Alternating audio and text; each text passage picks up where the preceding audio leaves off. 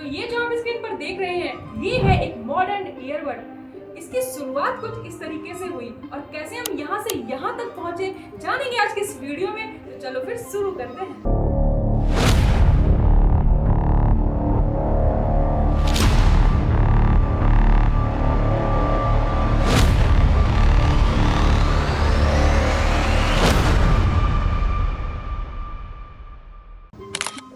बात है कुछ 18वीं शताब्दी के आखिर की, जब अलेक्जेंडर ग्रैहम और थॉमस एल्वा एडिसन के प्रयासों से दुनिया में टेलीफोन और साउंड रिकॉर्डिंग टेक्नोलॉजी आ चुकी। और जानते हैं क्या दोस्तों, ये दोनों चीजें इलेक्ट्रिकल सिग्नल को साउंड में कन्वर्ट करने के प्रिंसिपल पर काम करती है। और यही प्रिंसिपल है दोस्तों जिसने पर्सनल ऑडियो डिवाइस के लिए भी रास्ता खोला।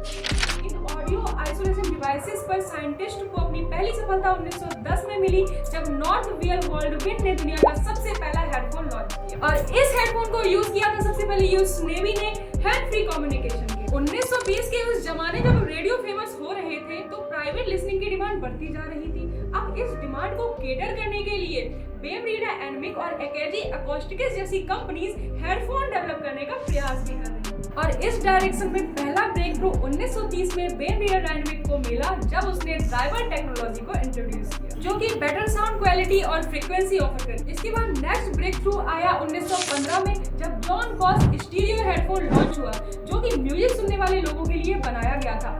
लेकिन पर्सनल ऑडियो को सही मायने में रिवॉल्यूशनाइज किया सोनी के वॉकमैन हेडफोन ने, जिसको कि 19वीं शताब्दी में लॉन्च किया गया। वॉकमैन ने इस बात को एस्टैब्लिश कर दिया कि आप पार्क में अगर बैठे हैं और वहां पर बहुत सारे लोग हैं, उनको डिस्टरबेंस नहीं हो, फिर भी आप म्यूजिक को सुन सकते हैं। ये तो बस शुरुआत थी दोस्तों, इसके बाद भी इस टेक्नोलॉजी में बड़े से बड़े ब्रेक थ्रू आने बाकी थे। तो अब बात करते हैं 2 इन ईयर एरा मॉनिटर्स की, यानी कि IMS। दोस्तों इस बात में कोई दो राय नहीं कि हेडफोन्स यूजफुल थे, लेकिन ये हैवी होने की वजह से पोर्टेबल नहीं थे और इनको पोर्टेबल बनाए जाने की आवश्यकता थी। और इसी आवश्यकता ने रास्ता खोल दिया ईयरफोन्स के डेवलपमेंट का।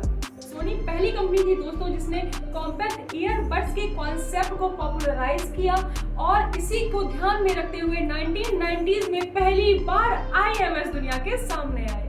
शुरुआत में इन IMS को प्रोफेशनल म्यूजिशियंस को ध्यान में रख के बनाया गया था, लेकिन श्योर और इंटीमेटिक रिसर्च जैसी कंपनीज ने जनरल पब्लिक के लिए भी IMS को डेवलप करना शुरू कर दिया। सन 2000 तक आते आते एप्पल आईपॉड ने ईयरफोन्स को काफी ज्यादा फेमस कर दिया था, लेकिन ईयरफोन की केबल को मैनेज करना एक झंझट वाली बात थी। इसके अलावा इसमें टच कंट्रोल और वॉइस असिस्टेंट जैसे स्मार्ट फीचर भी नहीं थे, इसलिए एक ऐसी डिवाइस की आवश्यकता थी जो कि हैंड फ्री तो हो ही, साथ में केबल का झंझट भी ना हो और उसमें स्मार्ट फीचर भी हो। तो यहाँ तक इतना तो क्लियर हो चुका था कि फ्यूचर में अगर इस तरीके की डिवाइस संभव होगी तो ऐसा सिर्फ वायरलेस टेक्नोलॉजी की वजह से ही संभव हो। और इसी डायरेक्शन में कदम बढ़ाते हुए सन 2000 के आसपास वायरलेस हेडफोन्स ट्राई किए गए, लेकिन इनमें दिक्कत वाली बात ये थी कि ये हैवी तो थे ही, साथ इनकी साउंड क्वालिटी भी पुअर थी और इनके साथ कनेक्टिविटी इश्यूज भी बहुत ज्यादा थे।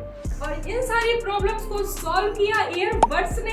ईयरबड्स के कॉन्सेप्ट ने सन 2010 में रफ्तार पकड़ी, जब एप्पल ने ईयरपॉड लॉन्च किए और ब्रैगी नाम की कंपनी ने द डैश नाम के ईयरबड लॉन्च किए। तो तब से लेकर आज जब ये वीडियो देख रहे हैं, ये personal audio listening wired headphone से लेकर आज ईयरबड तक पहुंच पाई। हेडफोन, IMS, ईयरफोन्स, ईयरबड्स, इन सारे इंस्ट्रूमेंट्स की कहानी मैंने आपको सुना दी। थोड़ी सी दया तो आ रही होगी ना, इस लड़की ने इतनी मेहनत की है, तो आप भी थोड़ी मेहनत करके एक इंसान के साथ में इस वीडियो को तो शेयर कर ही लीजिएगा। Thank you so very much. Radhe Radhe सभी को।